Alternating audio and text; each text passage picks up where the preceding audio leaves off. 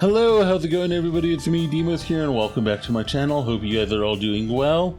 Today I'm going to be covering some more closures in the game development industry and all that. Today I'm going to be covering Microsoft closing down 4 Bethesda companies, which is sad to see, especially since they recently acquired them not too long ago. Now they're already shutting down these companies. It makes you think that if Bethesda was still on their own, would these closures still be happening? Would it be to a lesser degree? Would it be to a further degree? But yeah, all these questions like that run through your head, like what could have been a different outcome here if they weren't bought by Microsoft? At first I didn't see the issue of it too much until they started laying off people. Like, forgot, it was a while back, like maybe around a year ago or so, maybe a bit more time than that. I know they haven't owned them for too long, but yeah, let's go ahead and get into this and talk about this a bit. So they're closing down 4 studios from Bethesda / ZeniMax. They're closing down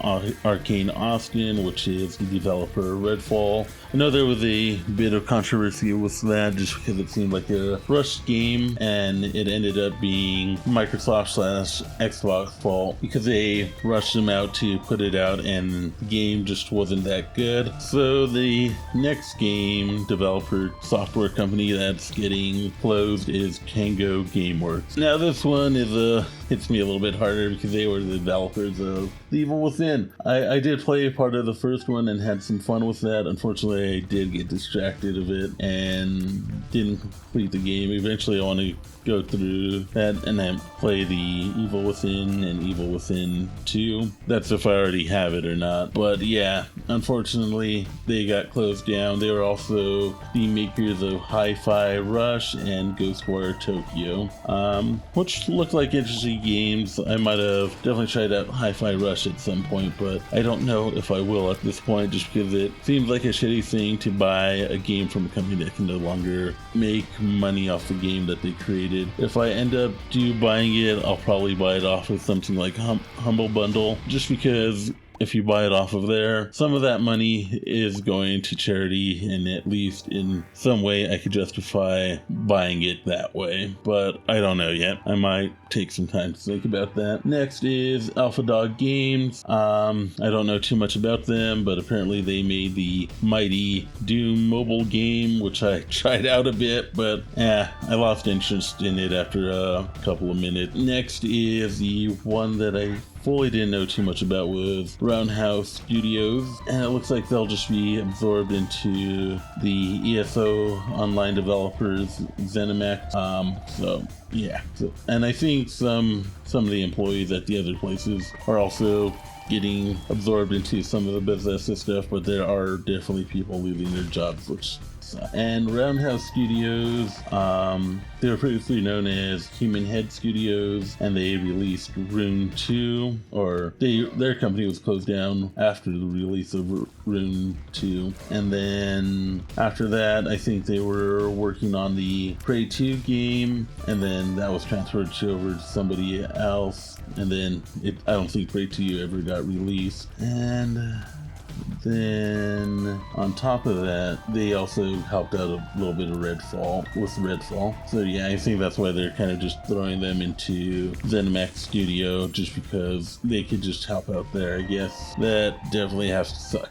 And yeah, I do have some. I do want to go over some of their statements and some of the stuff that I found online about what's been going on with that. So I guess let's go ahead and go in order of how I talked about these guys, which was in order that they were talked about on the IGN article, which I will share a screenshot of that and make sure to link it in my description area. Cool. So yeah, for Arcane statement, today it was announced that Aryn Austin will close and development will not continue on Redfall. To everyone that has supported the work from our Austin studio over the years, thank you. Thank you for spending time in our worlds and making them your own. Arcane Lion will continue their focus on immersive experiences where they are hard at work on their upcoming project. Redfall players who purchased the Hero Pass as part of the Premium Bite Back Edition or the Premium Bite Back upgrade will be be eligible to receive the value of the upgrade. While there are no further updates, Redfall servers will remain online for the players to enjoy. So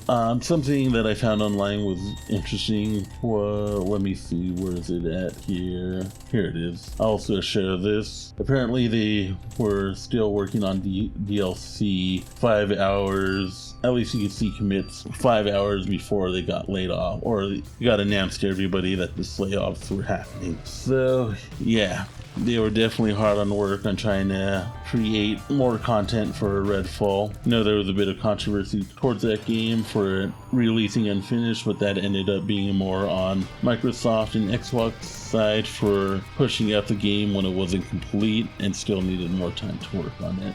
Next, let's go ahead and go into Tango Works statement. Today it was announced that Tango Gameworks will close. Thank you to everyone that explored the worlds we created. Hi-Fi Rush, along with Tango's previous titles, will remain available and playable everywhere they are today. So yeah, unfortunately they got canned. Yeah. Let's go ahead and go to Alpha Dog statement. Today it was announced that Alpha Dog Games will close and that development on Mighty Doom has come to an end. Our servers will be shutting down on August 7th. We have stopped players' ability to purchase any additional in-game currency. Thank you to everyone that spent time in Mighty Doom. Okay, so that kind of answers my question.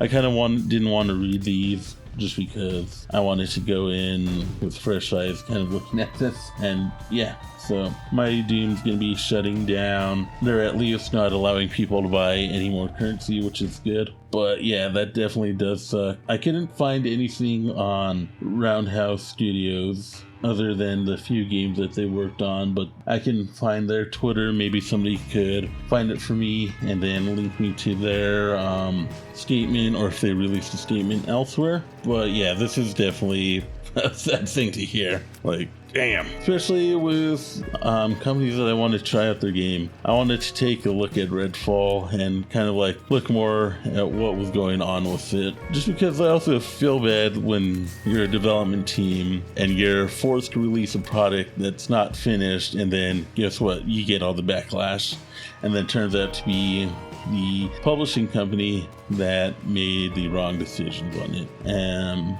But yeah, this is going to be it for this episode, guys. Hope you guys overall enjoyed it. See you guys next time. Have a wonderful day and peace the fuck out.